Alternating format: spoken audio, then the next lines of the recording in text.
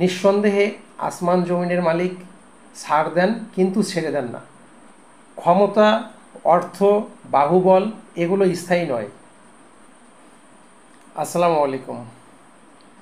আজকে আগস্টের 5 তারিখ, অর্থাৎ 5 আগস্ট 2025। গত বছরের এই দিনে কি হয়েছিল আমরা সকলেই অবগত আছি।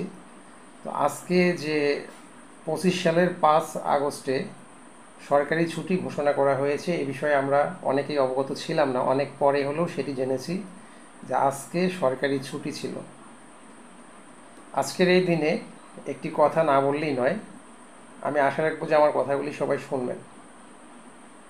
আজ থেকে 6 বছর আগে, সেই ভিডিওটি এখনও ইউটিউবে আপলোড করা আছে। আজ থেকে 6 বছর আগে, অর্থাৎ গত বছরের 5 আগস্টে যে সরকার চলে গেলেন ইন্ডিয়াতে, সেই সরকারকে নিয়ে একটি মুভি বানানো হয়েছিল। আওয়ামী লীগ সরকারকে নিয়ে একটি সিনেমা তৈরি করা হয়েছিল, অর্থাৎ যেখানে শেখ হাসিনার জীবনী তুলে ধরা হয়েছিল। তো সেই সিনেমাটি আমি দেখি, সেখানে সে কীভাবে তার বাবার সঙ্গে কষ্টের সময়গুলো পার করেছে ইত্যাদি, সেই ছবিগুলি দেখার পরে আমার তার খুব একটা মায়া জন্মে। অর্থাৎ শুধু দলের প্রতি না, আমি কোনো রাজনীতি করি না, দলের প্রতি না, কেবল একজন ব্যক্তির প্রতি আমার মায়া জন্মে।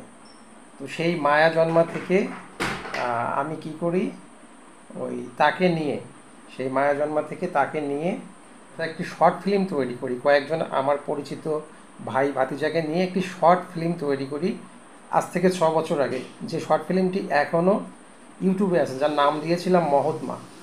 আর এটি কেন করেছিলাম, আমি কিন্তু কোনো দলকে ভালোবেসে নয়, আমি কোনো রাজনীতি করি না, রাজনীতি করার যোগ্যতা নেই আমার, তাই করি না।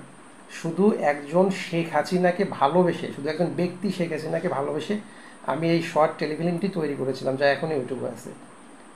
তার কিছুদিন পরেই কিন্তু নির্বাচন, তার কিছুদিন পর নির্বাচন, তো জাতীয় নির্বাচন। তো সেই নির্বাচনের আগের দিন রাত পর্যন্ত যে আমার লাইফের, আমার জীবনের প্রথম ভোট দিতে যাব আমি পরদিন সকালে, হয় না একটা ঈদের মতো, যে ছোটোবেলায় কালকে ঈদ হবে মানে আজকে সারা রাত ঘুমোয়নি, এরকম হয়। আমার কাছে ঠিক তেমনই হয়েছিল, যে জীবনের প্রথম আমি ভোট দিতে যাব। সকালবেলা উঠে যথারীতি গোসল করেছি, গোসল করে জীবনের প্রথম ভোটটা দিতে যাব। যাকে দেই সেটা পরে, কাকে দেবো সেটা পরে, কিন্তু ভোটটা দিব। ভোট কীভাবে দেয় আমি তাও জানতাম না। ভোট সেন্টারে গেলাম, ভোট সেন্টারে যাওয়ার পরে দেখলাম যে মাঠটা টোটালি ফাঁকা। অবশ্য তার আগেই আমি শুনেছি যে ভোট নাকি আগেই দেয়া হয়ে গেছে। তারপরেও আমি যখন ভিতরে গেলাম, এটি কিন্তু একদম সত্য, আমার সঙ্গে ঘটা ঘটনাই আমি বলছি, কোনো মিথ্যা নয়, কিন্তু সত্য কথা বলছি। আমার এই যে হাতে, এই হাতের মধ্যে ওখানে কিছু ছেলেপেলে ছিল যারা আমার চেয়ে বয়সে অনেক ছোট, বা অনেকেই আমার পরিচিত হবে আমার এলাকার। আমার এই হাতের মধ্যে একটি কালো কালির দাগ, যেটি হচ্ছে ভোট সেন্টারে দেওয়া হয়, এই দাগটি নাকি সহজে ওঠে না। এটি তার প্রমাণ যে সে ব্যক্তিটা ভোট দিয়েছে, এটি তার প্রমাণ। সেই দাগটি আমাকে দিয়ে বলা হলো যে আপনি তো নৌকা মার্কাতেই ভোট দিতেন, তো আপনার ভোটটি দেয়া হয়ে গেছে, সমস্যা নেই, দিতেনই তো, আপনি তো নৌকাতেই ভোট দিতেন, দেয়া হয়ে গেছে।